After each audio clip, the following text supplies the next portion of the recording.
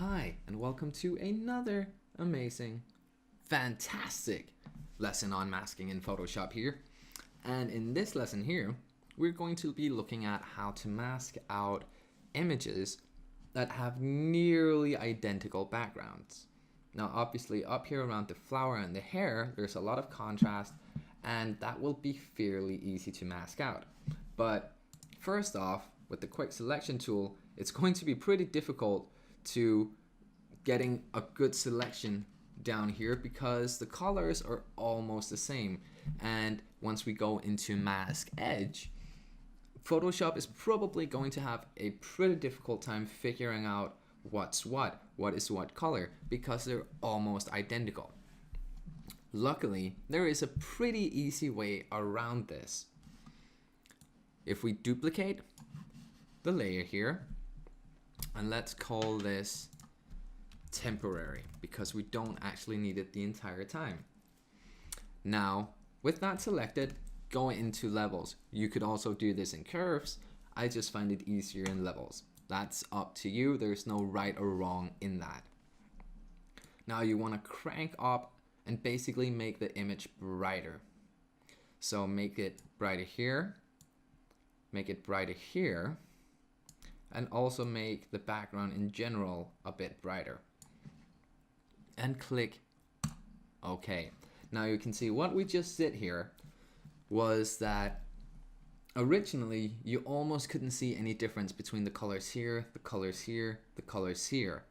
But now that difference is very, very clear. Now obviously in some cases you might have a problem with then the top becoming too much the same. Let's say for instance that there was a bigger gradient in the background and up here it was actually quite bright. That's a time where you would use multiple masks on the same image as we have done in the past. And basically, just as when we worked with several selections for hair and face and body, you would do the same thing with that and just overlap them in the middle. But for this one, there is no huge issue here. So now, with the quick selection tool, we can really easily select everything. Obviously, always when you make really big selections, Photoshop are going to do a couple of hiccups, but just hold down Alt and it turns into a minus. And you can deselect the areas. Or of course, you could select the deselection brush up here. We also want that little area here, but nothing up here. And voila! A pretty quick and good selection that we can work with. And apply the mask to this layer. Because we are still going to be working on this layer. This is going to be sort of our mask layer. Go into mask edge and up the radius as always. Now a good idea might be to either have it on white, probably not on black. On white or on layers if we had a different background color. So you can easier see what you're doing down here and how things are looking. Now you want to up it a bit and up the contrast and up the smoothness. We are mostly looking at how things are working here right now around the shirt. Let's see if when we have it on overlay, looking pretty good. And of course, sort of the hair here. Want to up the smart radius. Little tiny areas like this is easily fixable by ourselves when with a brush afterwards, so I wouldn't worry about that.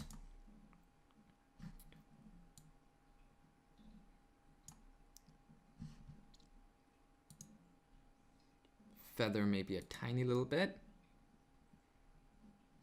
And again, you can always experiment with the smart radius if that makes things better or worse.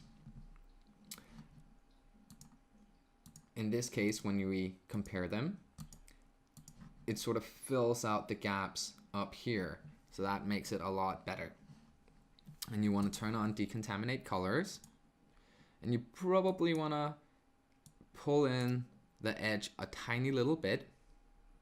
And of course you can always see if you turn it up all the way, that might be good for here, but then we get some issues over here. That's sort of up to you what you want to fix, what you don't want to fix. In this case, I don't really think it needs to be that high. In fact, I think it works better sort of midway, right around 35. So click OK to that. And voila. Now, as I said, we did have a little bit of an issue with a little bit disappearing over here. But select a brush. In this case, it's a semi-hard area brush-wise, shape-wise. So make it a little bit hard, the edge. Oops, and paint with a white on it. And just fill that back in. The same thing for over here.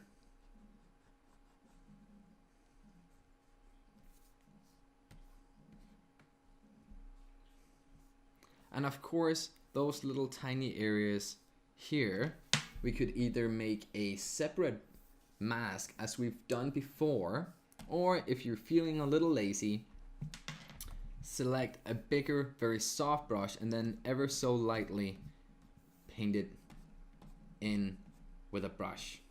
Since Photoshop has already done most of the work for us, it's not going to be too obvious if the selection here isn't perfect.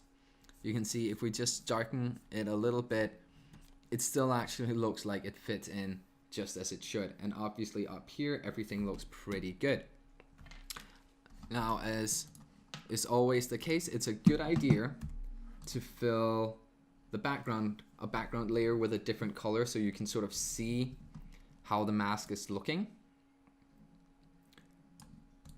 And it's looking pretty decent. Again, over here, probably could use a sharper edge on the clothes. So just paint that in.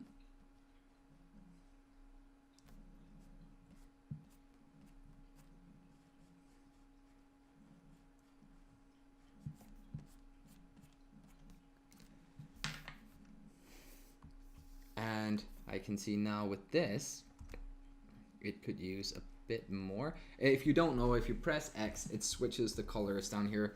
So that's a quick way of switching on and off if you want to paint something in or paint something out when working on the masks. So that's a neat little trick to keep in mind. Now, obviously, this is not the image that we want because this is really bright and this is really not looking at all like our original image here.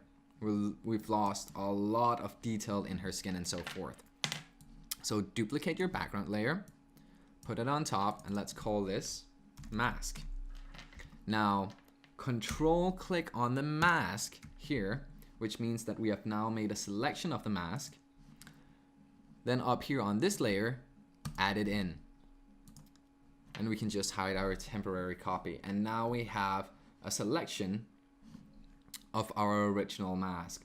Now always, and this is almost impossible to avoid, when you're working with images that are this dark and you have areas where everything merges together as much as, for instance, over in this area, the final one will always look a little bit weird just because it was taken on an extremely dark background and that just spills over in the image quite a lot.